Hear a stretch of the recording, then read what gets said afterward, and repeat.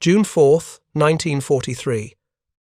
12,000 feet above Guadalcanal's Henderson Field, Lieutenant Commander John Smith Thach pulled his F6F Hellcat into a steep climbing turn, his wingman Lieutenant Commander Edward Henry Butch O'Hare following in perfect formation.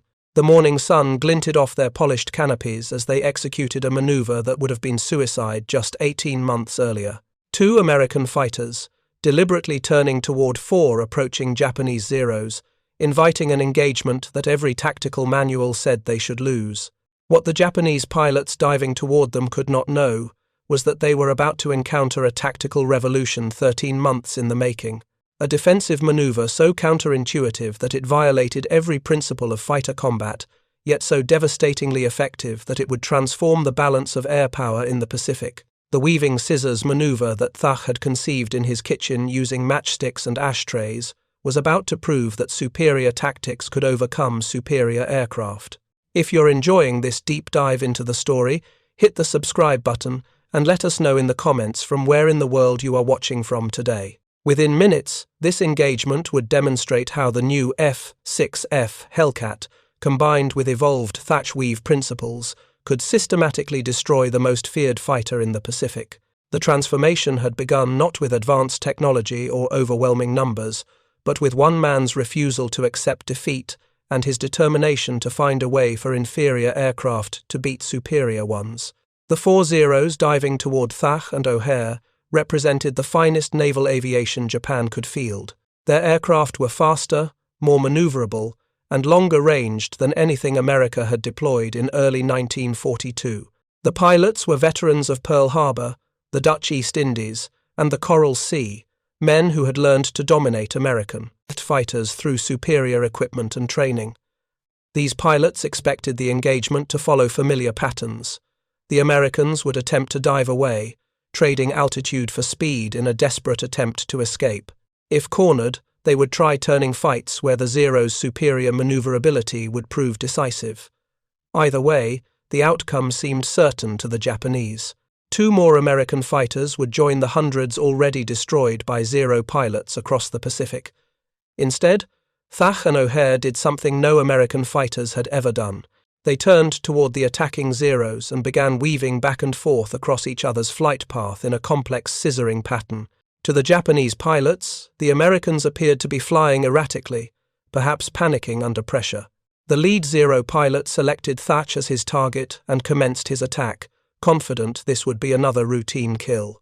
The Japanese pilot's confidence rested on 18 months of aerial supremacy that had established the Zero as the undisputed master of Pacific skies. Since Pearl Harbor, American pilots had developed what intelligence reports called Zero fatigue, a paralyzing recognition that engaging Japanese fighters was likely to be fatal. The F4F Wildcat, America's frontline fighter through early 1943, was outclassed in nearly every performance category.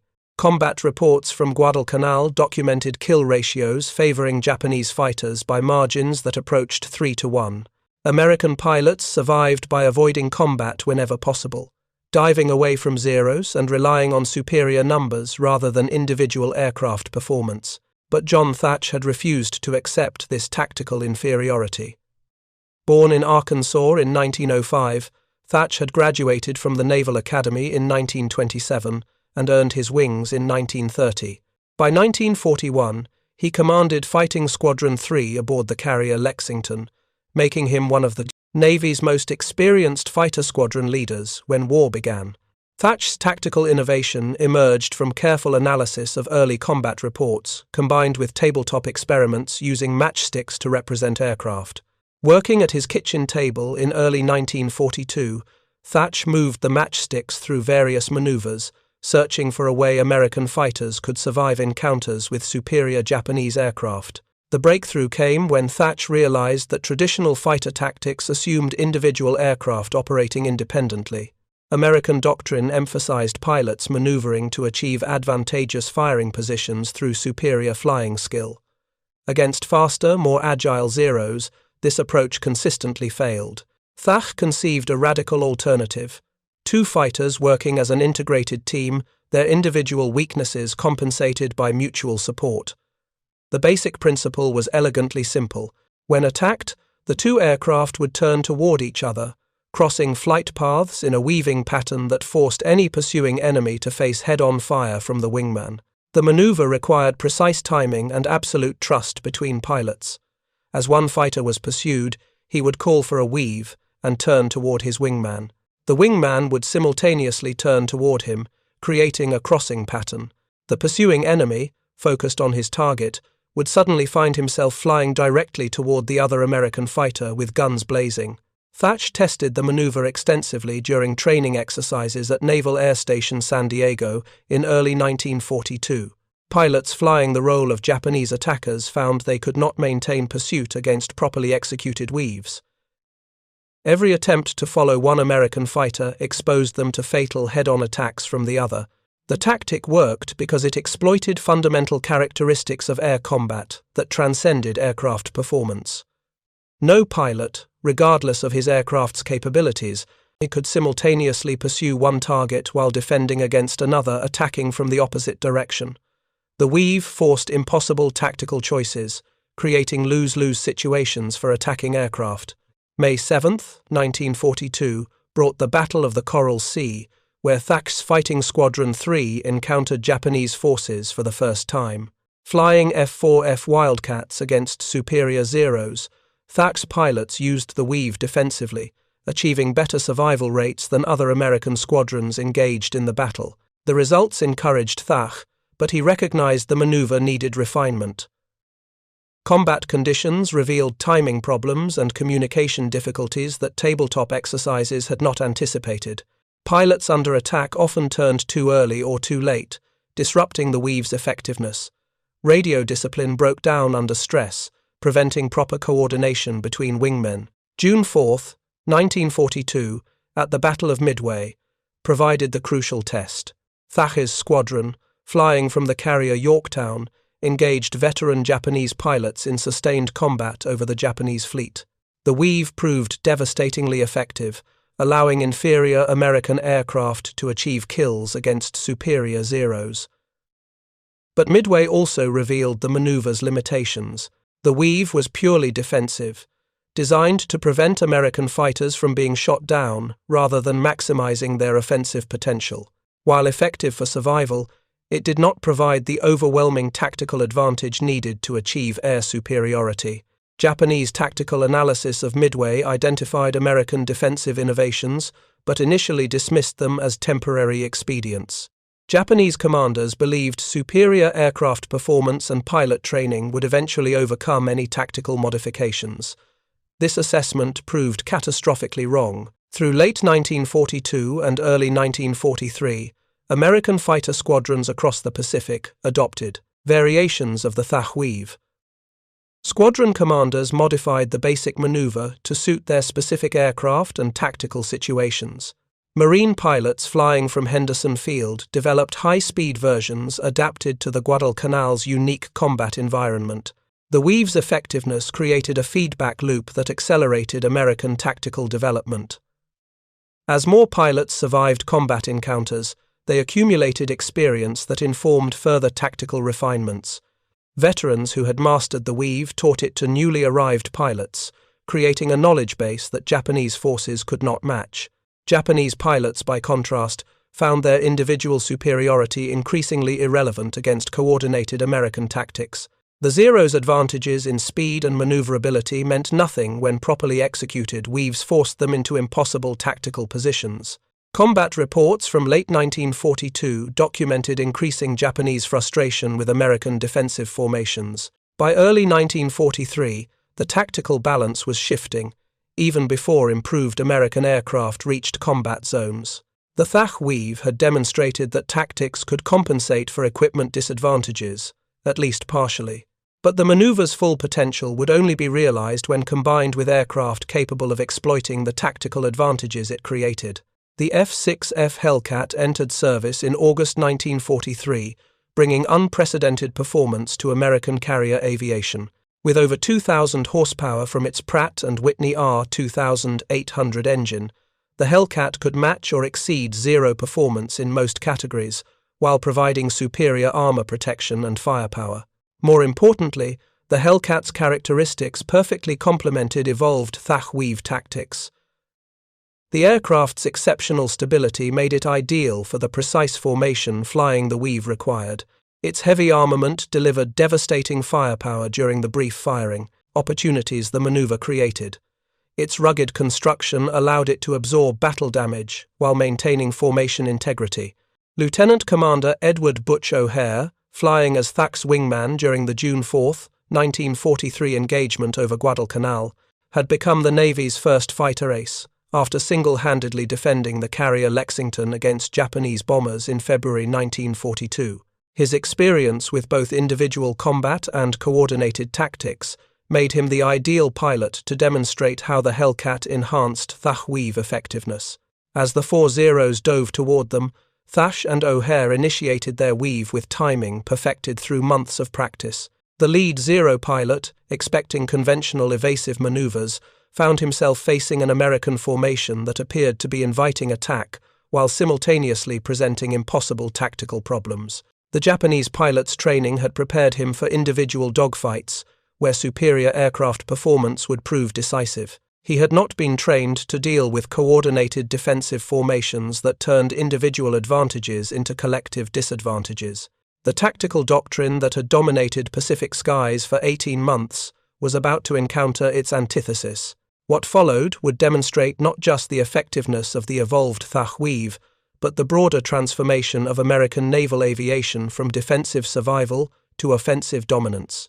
The engagement over Guadalcanal marked a turning point, where superior tactics, combined with improved aircraft, began shifting the balance of air power that would ultimately determine the Pacific War's outcome.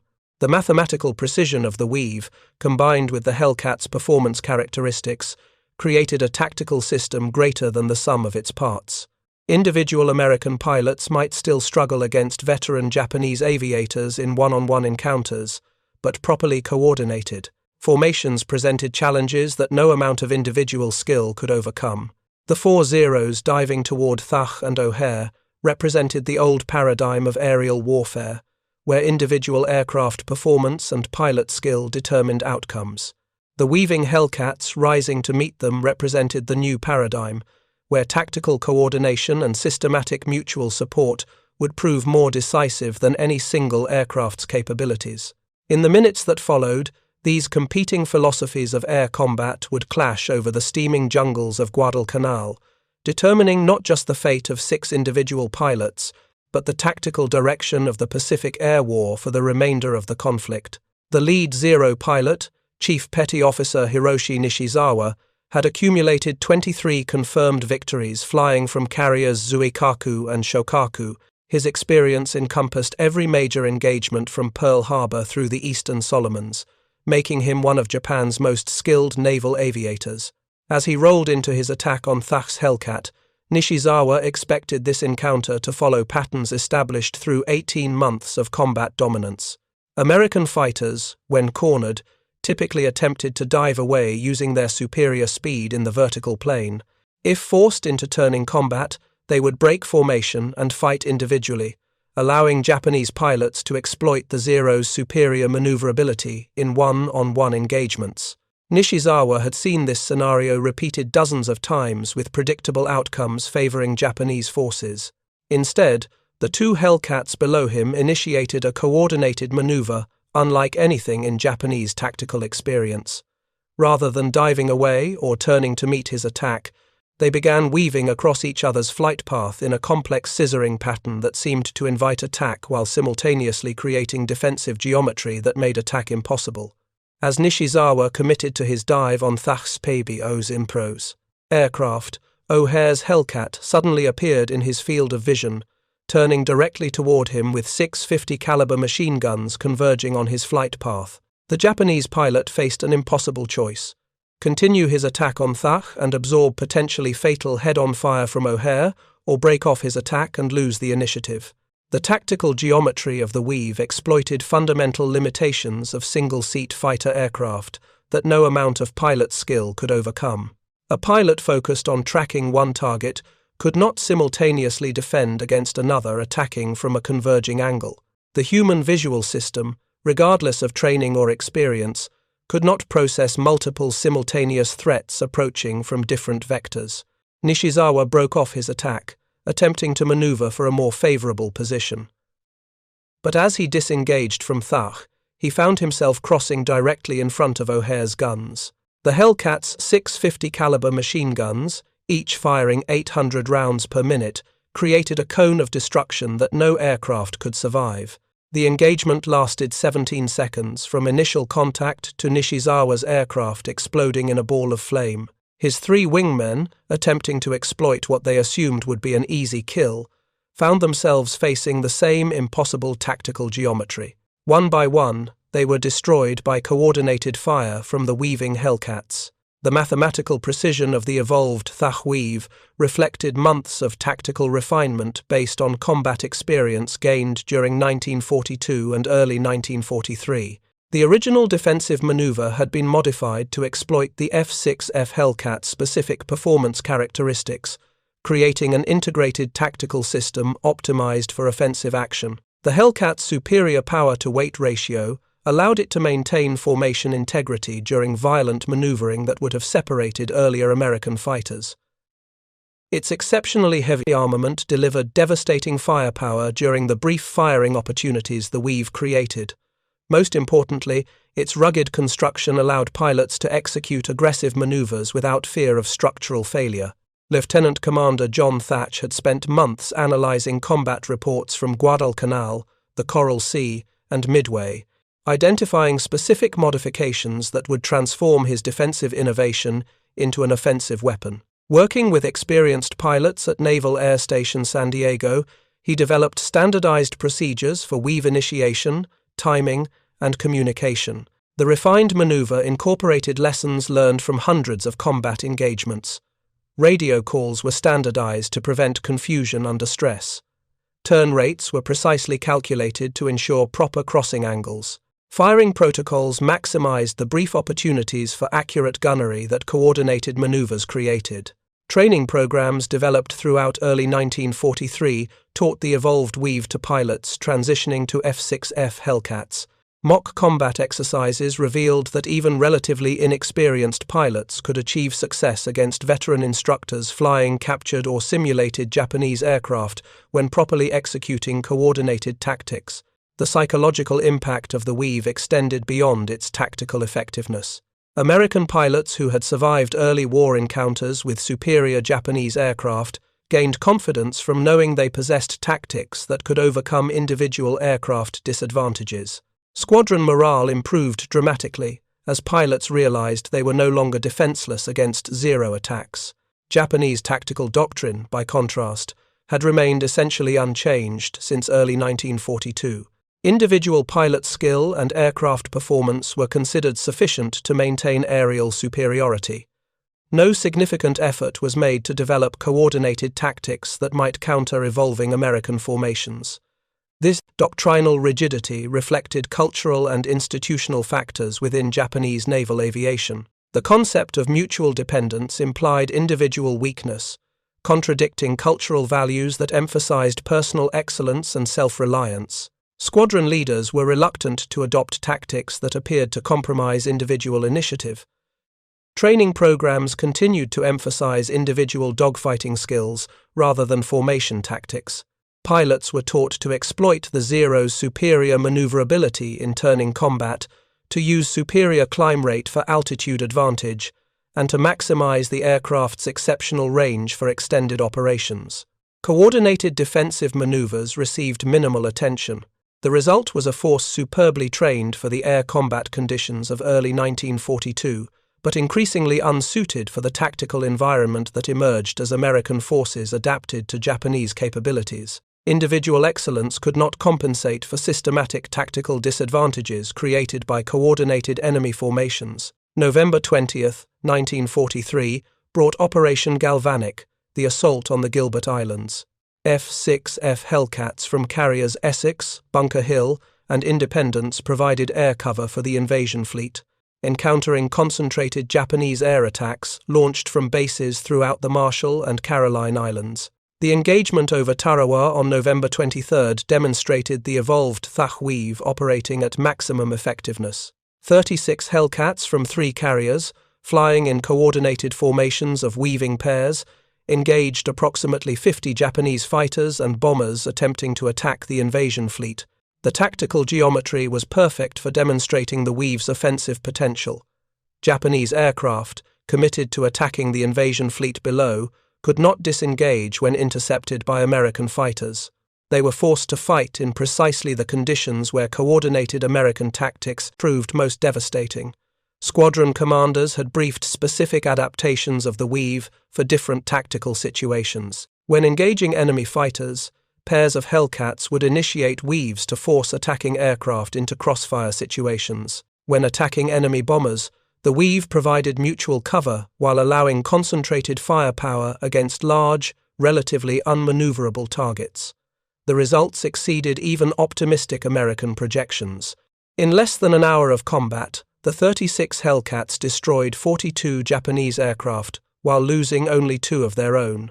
The 21-to-1 kill ratio represented the most dominant single engagement in Pacific air combat to that date. Japanese survivors reported unprecedented coordination among American fighters. Unlike previous encounters where individual American aircraft could be isolated and destroyed through superior maneuverability, the Hellcats fought as integrated units that seemed to anticipate and counter every Japanese tactical move. Post-action analysis revealed that the evolved Thach Weave had achieved its intended transformation from defensive survival tactic to offensive dominance system. American pilots were no longer simply avoiding defeat, they were achieving overwhelming victory through systematic tactical superiority. The engagement demonstrated principles that would define air combat for the remainder of the Pacific War. Individual aircraft performance, while important, was less decisive than tactical coordination. Superior numbers meant little without proper formation discipline. Even veteran pilots could be defeated by properly coordinated opponents flying inferior aircraft. But the Gilbert Islands operation also revealed limitations in Japanese ability to adapt to changing tactical conditions. Despite mounting evidence that American fighters had developed effective countermeasures to Zero capabilities, Japanese commanders continued ordering conventional attacks that played directly into American tactical advantages. Intelligence reports from captured documents and prisoner interrogations indicated that Japanese naval aviation leadership understood the technical specifications of American aircraft, but fundamentally miscomprehended the tactical revolution those aircraft had enabled.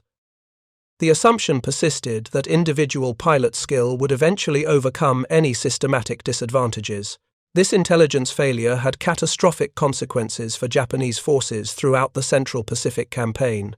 Mission after mission was planned using tactical assumptions that were no longer valid, sending experienced pilots into engagements where they faced predetermined defeat against coordinated American formations. December 1943 brought expanded carrier operations as the Fast Carrier Task Force began systematic attacks against Japanese positions throughout the Marshall Islands. F6F Hellcats, now equipped with improved radios and standardized weave procedures, achieved kill ratios that approached 30-to-1 during some engagements. The mathematical progression was inexorable. Every engagement cost Japan irreplaceable pilots, while American losses remained minimal. Japanese training programs could not replace experienced aviators at the rate combat operations consumed them. American training programs, by contrast, were producing thousands of new pilots annually, many specifically trained in evolved Thach Weave tactics. Squadron rotations brought veteran pilots back to training commands where they taught combat-proven tactics to new graduates. The knowledge base expanded systematically as experience accumulated across the force. Japanese forces, lacking similar institutional learning mechanisms, continued repeating tactical approaches that had proven ineffective. January 1944 operations against the Marshall Islands demonstrated the complete tactical transformation American naval aviation had achieved. Task Force 58, comprising 12 aircraft carriers with over 700 F6F Hellcats, achieved air superiority over the entire island chain within 48 hours of commencing operations. Japanese defenders, numbering approximately 200 aircraft at the operation's start, were systematically destroyed by coordinated Hellcat formations, employing multiple variations of the Thach Weave. By the operation's conclusion, organized Japanese air resistance had ceased entirely, with surviving aircraft either destroyed on the ground or withdrawn to more distant bases. The tactical lessons learned during the Marshall Islands operation were immediately incorporated into training programs for squadrons preparing for subsequent operations. Combat action reports identified specific improvements in timing, communication, and coordination that enhanced the Weave's effectiveness. If you find this story engaging, please take a moment to subscribe and enable notifications. It helps us continue producing in-depth content like this. Pilots returning from combat served as instructors, teaching tactical refinements to newly formed squadrons. The cycle of combat experience informing training programs and training programs improving combat effectiveness created a systematic advantage that Japanese forces could not match. The human cost of this tactical transformation extended beyond simple casualty statistics. Japanese pilots, many of them veterans with years of experience, found themselves helpless against American formations that seemed to anticipate and counter every tactical move. The psychological impact was devastating, creating what American intelligence termed Hellcat fatigue among surviving Japanese aviators. Combat reports from captured Japanese documents revealed increasing reluctance among pilots to engage American fighters. Mission briefings emphasized avoiding contact with F6F formations whenever possible, focusing instead on attacking less heavily defended targets. The hunter had become the hunted. American pilots, conversely, gained confidence with each successful engagement. The knowledge that they possessed tactics capable of defeating any Japanese formation provided psychological advantages that enhanced performance beyond mere technical capabilities. Squadron morale reached levels unprecedented in American naval aviation. The evolved Thach Weave had achieved something beyond tactical effectiveness. It had fundamentally altered the psychological dynamics of air combat in the Pacific. American pilots approached engagements expecting victory, while Japanese pilots flew defensive missions hoping merely to survive. This psychological transformation proved as important as any technical advantage. Air combat, perhaps more than any other form of warfare, depended on pilot confidence and aggressive spirit. The pilot who entered combat expecting defeat was likely to achieve exactly that outcome, regardless of his aircraft's capabilities. By early 1944, the tactical balance had shifted so decisively that American commanders began planning operations based on the assumption of complete air superiority. The evolved Thach Weave, combined with F6F Hellcat performance, had created a tactical system that Japanese forces could neither match nor counter. The June 1944 operation against the Mariana Islands would provide the ultimate test of this tactical revolution when American carrier aviation faced the largest Japanese naval air offensive since 1942. The Great Marianas Turkey Shoot would demonstrate the complete dominance that coordinated tactics and superior aircraft had achieved over individual skill and veteran experience. June 19, 1944, Philippine Sea, west of Saipan. At 0830 hours, radar operators aboard Task Force 58 detected the first wave of approaching Japanese aircraft, 69 fighters and bombers launched from Admiral Jisaburo Ozawa's mobile fleet. For Japanese naval aviation, this represented the decisive battle they had been preparing for since Midway, the opportunity to destroy American carrier forces with concentrated air power. For the F6F Hellcat pilots preparing to intercept them, it represented validation of 2 years of tactical evolution. The evolved Thach Weave, refined through dozens of engagements and incorporated into squadron doctrine throughout the Pacific Fleet, was about to face its ultimate test against the largest coordinated Japanese air attack since Pearl Harbor. Commander David McCampbell, leading Air Group 15 from USS Essex, briefed his pilots using tactical procedures that would have been unrecognizable to American naval aviators of 1942. Instead of individual intercept missions, the Hellcats would engage in coordinated formations, with pairs of aircraft executing variations of the Thach Weave adapted for specific tactical situations. The mathematical precision with which these engagements unfolded reflected the systematic transformation of American naval aviation from individual heroics to coordinated lethality McCampbell's pilots knew exactly how to position themselves for mutual support, when to initiate weaving maneuvers, and how to exploit the brief firing opportunities that coordinated tactics created. At 0910 hours, the first Japanese strike encountered Commander Charles Brewer's fighter direction team vectoring 36 F6F Hellcats toward the approaching formation.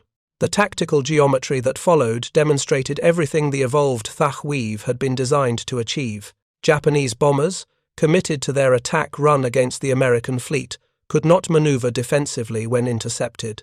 Their fighter escorts, trained for individual combat, found themselves facing coordinated American formations that systematically destroyed their tactical cohesion. The engagement lasted 47 minutes, from first contact to the destruction of the last Japanese aircraft. Of the 69 aircraft in the first wave, only 27 survived to return to their carriers. The American fighters had achieved better than a 2-to-1 kill ratio while suffering minimal losses themselves. But this was only the beginning. Admiral Ozawa launched 3 more waves throughout the day, each one encountering the same systematic destruction by coordinated Hellcat formations. The second wave of 107 aircraft lost 97 before reaching the American fleet. The third wave was intercepted so far from the carriers that few Japanese pilots even sighted their targets. The tactical revolution was complete. Individual Japanese pilots, no matter how skilled or experienced, could not overcome systematic American advantages in coordination, communication, and mutual support. The Zero's superior maneuverability meant nothing when properly executed weaves forced impossible tactical choices. Lieutenant Alexander Vrasiu, flying with Fighting Squadron 16, shot down 6 Japanese aircraft in a single engagement, demonstrating how the evolved weave multiplied individual effectiveness. Vrasiu's success came not from superior individual skill, but from perfect execution of coordinated tactics that created multiple firing opportunities against confused Japanese formations. The psychological impact on surviving Japanese pilots was devastating. Intelligence reports from captured documents revealed that many pilots who survived the June 19th engagement suffered what modern psychology would recognize as combat trauma. They had witnessed the systematic destruction of formations they had considered invincible, carried out by American tactics they could neither understand nor counter. Japanese after-action reports, recovered after the war, revealed fundamental misunderstanding of what had occurred. Japanese commanders attributed their losses to overwhelming American numerical superiority, rather than recognizing the tactical revolution that had made those numbers devastatingly effective. This intelligence failure prevented any meaningful adaptation to American tactical innovations. Japanese training programs continued emphasizing individual dogfighting skills, while American squadrons perfected coordinated formations that made individual skills increasingly irrelevant. The Great Marianas Turkey Shoot cost Japanese naval aviation approximately 400 aircraft and pilots, losses that could never be replaced. American losses totaled 29 aircraft, with many pilots rescued from the ocean. The strategic impact was catastrophic for Japan, ending any possibility of regaining air superiority in the Pacific. But the tactical lessons extended beyond mere statistics. The engagement demonstrated that air combat had fundamentally changed from individual contests of skill and courage to systematic applications of coordinated firepower. The romantic era of aerial knighthood had ended, replaced by methodical application of superior tactics and technology. Commander John Thach, observing the engagement from his staff position aboard USS Lexington, witnessed the complete vindication of his tactical innovation. The defensive maneuver he had conceived using matchsticks in his kitchen had evolved into an offensive system that dominated the Pacific skies.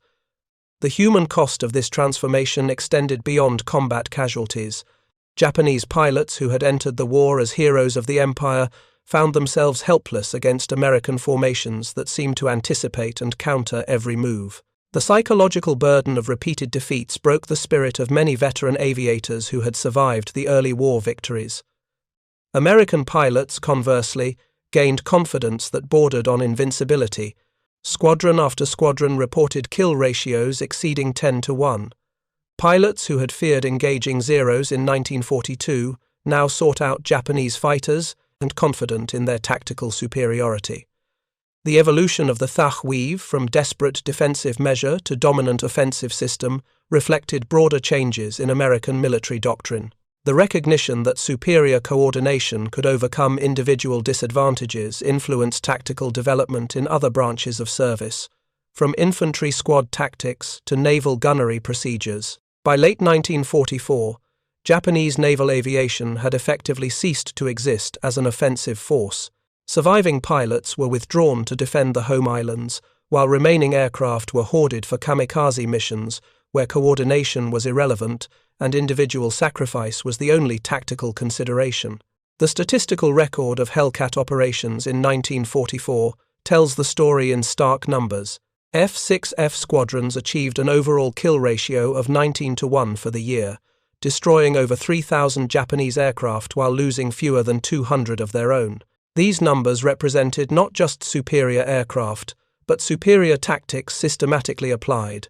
Individual aces who had mastered the evolved Thach Weave achieved victory totals that exceeded the entire scores of successful pilots from earlier wars.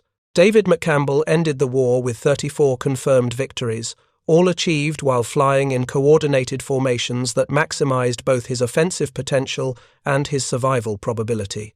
The transformation was so complete that by 1945, American carrier task forces operated with the assumption of complete air superiority. Planning staffs calculated strike packages based on target destruction requirements rather than fighter escort needs, confident that Hellcat formations could achieve local air superiority against any Japanese opposition. The tactical knowledge gained from 2 years of combat refinement was systematically documented and distributed throughout American naval aviation. Training manuals incorporated specific procedures for various weave configurations. Combat action reports analyzed successful engagements to identify best practices for future operations. This institutional learning capability gave American forces cumulative advantages that Japanese aviation could not match. Each engagement taught lessons that improved subsequent performance, while Japanese forces repeated the same tactical mistakes with predictable results. The broader implications extended beyond World War II. The principles demonstrated by the evolved Thach Weave influenced post-war tactical development as aviation transitioned from propeller-driven fighters to jets. The recognition that coordination and mutual support could overcome individual disadvantages remained relevant even as aircraft performance increased dramatically. Modern fighter tactics still incorporate lessons learned from the Thach Weave experience. The emphasis on situational awareness, communication, and mutual support that characterized successful Hellcat operations continues to define air-to-air combat doctrine decades later. The technological evolution that followed built upon tactical foundations established during the Pacific War. Radar systems enhanced coordination capabilities, but the basic principles of mutual support and coordinated engagement remained unchanged. Advanced fire control systems improved individual effectiveness, but formation tactics continued to multiply those individual advantages systematically. For the Japanese pilots who survived encounters with evolved Thach Weave formations, the experience represented a fundamental shift in their understanding of aerial warfare. Many post-war interviews revealed that these pilots recognized the tactical revolution they had witnessed, even if their commanders had failed to comprehend its implications. The testimony of these survivors provided valuable insights into the psychological impact of systematic tactical disadvantage. The knowledge that individual skill and courage could not overcome coordinated enemy tactics created a sense of helplessness that extended beyond specific combat engagements. Lieutenant Commander Edward Butch O'Hare, Thach's wingman during many of the early developmental flights, was killed in action in November 1943 while flying a night intercept mission. His death occurred before the Great Marianas Turkey Shoot could demonstrate the full effectiveness of the tactics he had helped perfect. O'Hare's sacrifice exemplified the human cost of the tactical revolution. The pilots who developed and refined the evolved Thach Weave risked their lives to create advantages that future generations would inherit.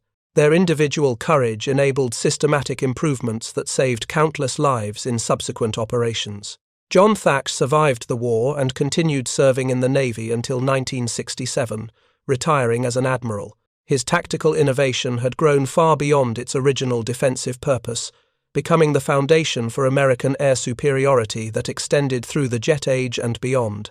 In his post-war writings, Thach emphasized that the Weave's success resulted from systematic application of basic principles rather than individual brilliance. The recognition that mutual support could overcome individual disadvantages represented a philosophical shift that influenced military thinking across multiple domains. The legacy of the evolved Thach Weave extends beyond its immediate tactical success to demonstrate broader principles about innovation, adaptation, and systematic improvement. The willingness to challenge conventional wisdom, test new approaches, and refine techniques based on combat experience created advantages that no amount of individual heroism could achieve. The mathematical precision with which coordinated Hellcat formations destroyed Japanese air power in 1944 represented the culmination of a process that began with one man's refusal to accept defeat. Thach's kitchen table experiments with matchsticks had evolved into a tactical system that fundamentally altered the balance of power in the Pacific. For students of military history, the Thach Weave story illustrates how tactical innovation can overcome technological disadvantages and how systematic improvement can create cumulative advantages that exceed the sum of individual contributions. The transformation of American naval aviation from defensive inferiority to overwhelming dominance occurred through methodical application of coordinated tactics rather than revolutionary technological breakthroughs. The F6F Hellcat provided the platform, but the evolved Thach Weave provided the tactics that made that platform devastatingly effective. The combination of superior aircraft and superior coordination created a tactical system that Japanese forces could neither match nor counter, regardless of individual pilot skill or aircraft performance. The final chapter of this tactical revolution was written not in dramatic aerial battles, but in the statistical certainty with which American formations achieved air superiority. By 1945, the outcome of any engagement between Hellcat formations and Japanese fighters was predetermined by systematic advantages that transcended individual capabilities. The young Japanese pilots who faced evolved Thach Weave formations in their final combat missions encountered not just superior aircraft, but a tactical system that had been refined through 2 years of combat experience. Their individual courage and skill meant nothing against coordinated formations that had solved the fundamental problems of air-to-air combat. The transformation was complete when American pilots stopped thinking about individual survival and began focusing on systematic destruction of enemy air power. The evolved Thach Weave had changed not just tactical procedures, but the entire psychological framework within which aerial combat occurred. Thank you for watching. For more detailed historical breakdowns, check out the other videos on your screen now, and don't forget to subscribe.